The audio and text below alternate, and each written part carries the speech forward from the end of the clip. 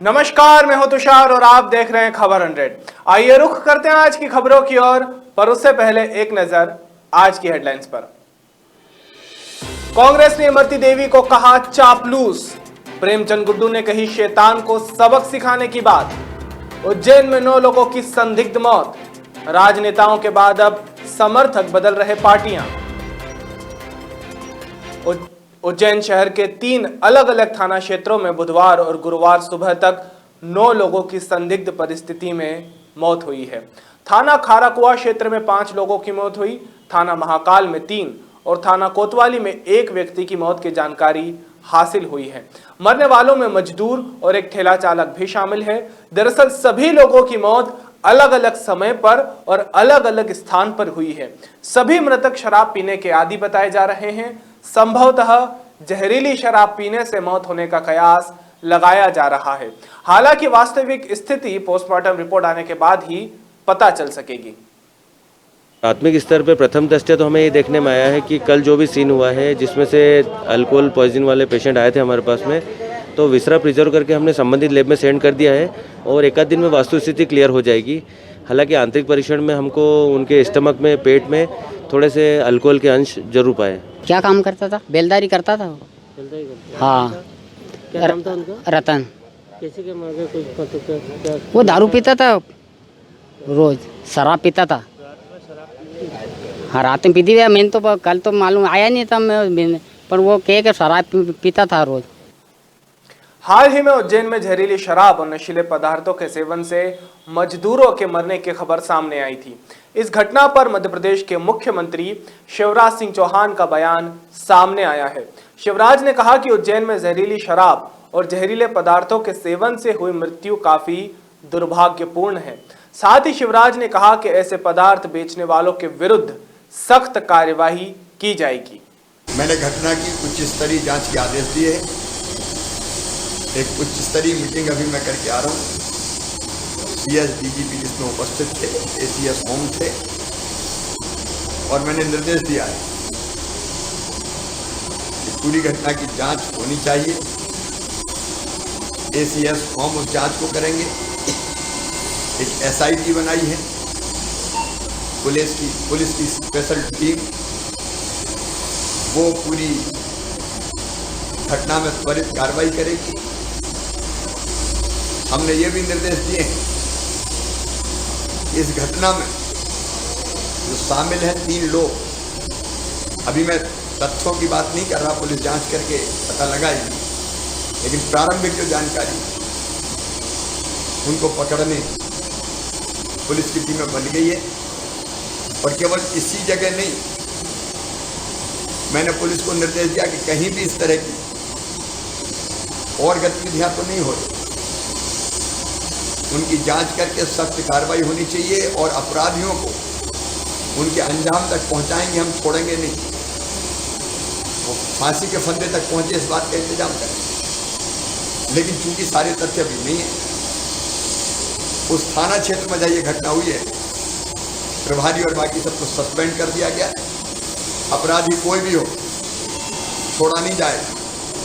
और अगर किसी से लापरवाही हुई हो, जिनकी जिम्मेदारी ऐसी गतिविधियों पर नजर रखने की थी, उनको भी नहीं छोड़ेंगे, सख्त कार्रवाई करेंगे। अपराधियों के लिए मध्य प्रदेश में कोई स्थान नहीं है। मध्य प्रदेश उपचुनाव में डबरा विधानसभा सीट से बीजेपी प्रत्याशी के रूप में इमरती देवी चुनाव में उतर रही है। इमरती देवी जिला निर्वाचन कार्यालय में नामांकन भरने पहुंची। मध्य प्रदेश के गृह मंत्री नरोत्तम मिश्रा भी इमरती देवी के साथ रहे। बता दें, इसी दौरान इमरती देवी ने नरोत्तम मिश्रा के पैर छुए, जिसे लेकर भी कई पक्ष सामने आ रहे हैं। भाजपा इसे संस्कार कह रहा है, तो वहीं कांग्रेस इसे चापलूसी करार दे रहा है।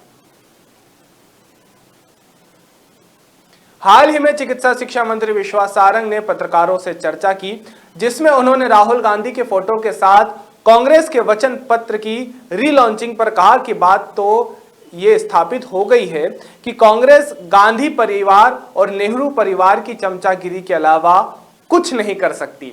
साथ ही विश्वास सारंग ने कई मुद्दों पर भी बात की। आइए आपको सुनाते हैं कि विश्वास सारंग ने क्या कहा। कांग्रेस ने इस मध्य प्रदेश की राजनीति को बिलो द बेल्ट पहुंचाने का काम किया है। चाहे सोशल मीडिया के कैंपेन का मामला हो, चाहे छुट भैया नेताओं के बयान का मामला हो, कांग्रेस ने डर्टी पॉलिटिक्स का एक डिपार्टमेंट अलग खोल लिया है और वो डर्टी ट्रिक्स के माध्यम से मध्य प्रदेश के चुनाव की आबो हवा को बिगाड़ना चाहती है।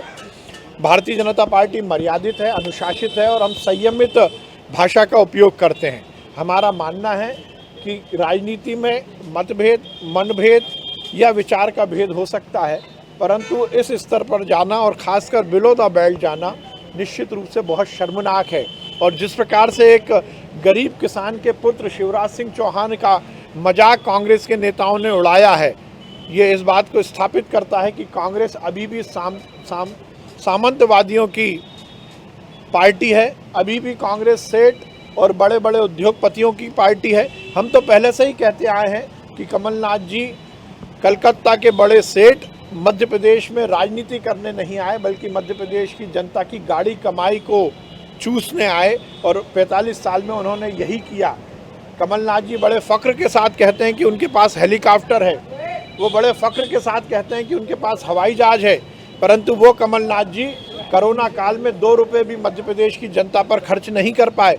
कोरोना काल में कमलनाथ जी ने एक भी अस्पताल में मरीजों का इलाज नहीं कराया। कमलनाथ जी के पास इतना पैसा था जो उन्होंने मध्य प्रदेश से कमाया, वो भोपाल और मध्य प्रदेश में कोरोना का एक अलग से अस्पताल भी बना सकते थे, परंतु ये भ्रष्टाचारी केवल और केवल गरीबों का मजाक उड़ाने की राह पर चल पड़े हैं।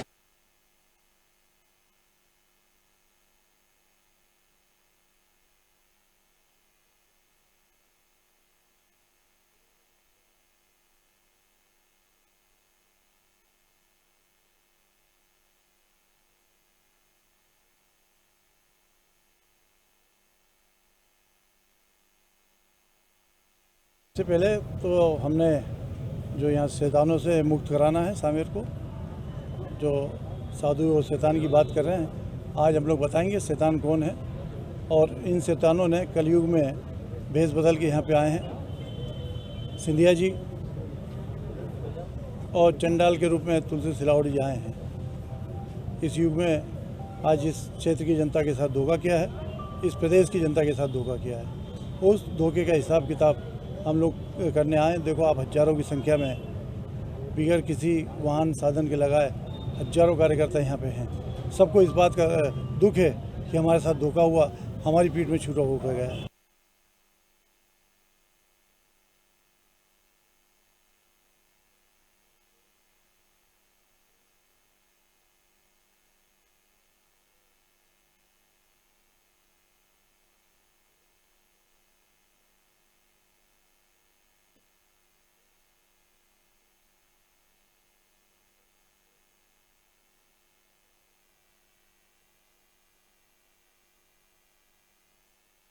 मध्य प्रदेश और देश के अंदर भारतीय जनता पार्टी की सत्ता की भूख जो है वो ख़त्म ना होने के कारण भारत देश के अंदर कोरोना फैला।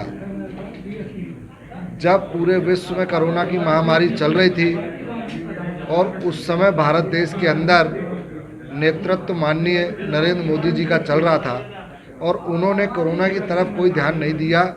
कहीं राजस्थान की सरकार गिराओ, कहीं महाराष्ट्र की सरकार गिराओ, कहीं सवेरे 4 बजे चोरी से मुख्यमंत्री बनाओ, कहीं मध्य प्रदेश की सरकार गिराओ। इस सरकार गिराओ अभियान में जितना उन्होंने ध्यान दिया, अगर उस समय में कोरोना महामारी की तरफ ध्यान दिया होता तो निश्चित तौर पे भारत देश के अंदर बाहर से आने वाला व्यक्ति उसको अगर उसी समय क्वारंटाइन कर दिया होता तो आज पूरे भारत देश की जनता त्राही त्राही और हर घर परिवार दुखी है, वो सिर्फ भारतीय जनता पार्टी के कारण दुखी।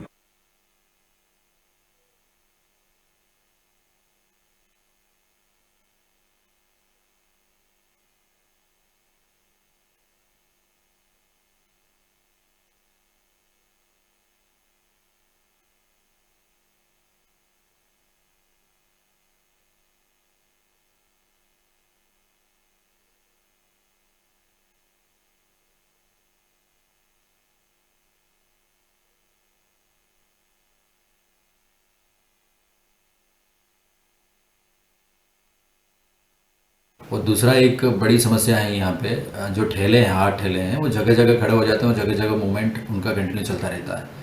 तो उनके खिलाफ हम ये कार्रवाई के लिए एक अभियान चालू किया है आज से, और उसमें संयुक्त रूप से ये अभियान है नगर पालिका और पुलिस और प्रशासन, रेवेन्यू के सारे अधिकारी मिलके आज हमने पुराने थाने से लेकर गायत्री मंदिर और फिर अपना अलीराजपुर रोड पे संयुक्त रूप से अभियान चलाया है। और जो दुकानदार हैं उनको भी आज समझाइश दी कि अपने जो ग्राहक आते हैं उनकी व्यवस्थित वाहन खड़े करवाएं, उसके बाद ही उससे लेन देन करें। और जो फुटपाथ पे दुकानें लग रही, चाहे वो फल फ्रूट्स की हो, सब्जियों की हो या कपड़े की, तो उनकी दुकानें बिल्कुल फुटपाथ के पीछे फुटपाथ खाली करें, ताकि जिससे ट्रैफिक सुचारू रूप से चलता रहे, आवागमन बाधित ना हो।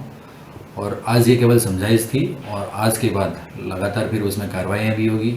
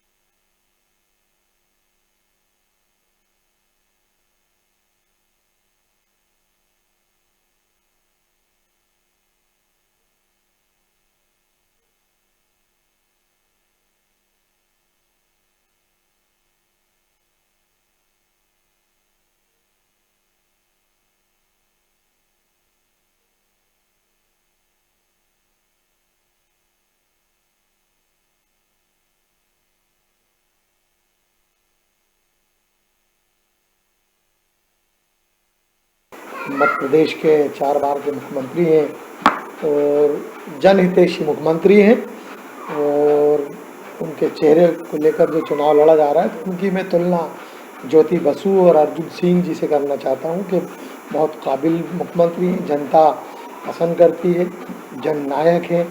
ऐसे मुख्यमंत्री को लेकर जो चुनाव लड़ा जा रहा है, तो यकीनन भारतीय जनता पार्टी सरकार बनाएगी। जैसा कराए वैसा तो भुगतना पड़ेगा। दगा किसी का सगा नहीं करा तो करके देख वाली कहावत आज सिंधिया जी पे बिल्कुल लागू होती है। 40 साल जिस कांग्रेस ने जिनको सब कुछ दिया, उस कांग्रेस को ठेंगा दिखाकर जिस तरह गए थे, उसी तरह भारतीय जनता पार्टी ने भी उनको मेंट पे बिठाया है। यकीनन इस चुनाव के बाद सिंधिया जी का कद मैं समझता हूँ कि नहीं रहेगा मध्य प्रदेश में।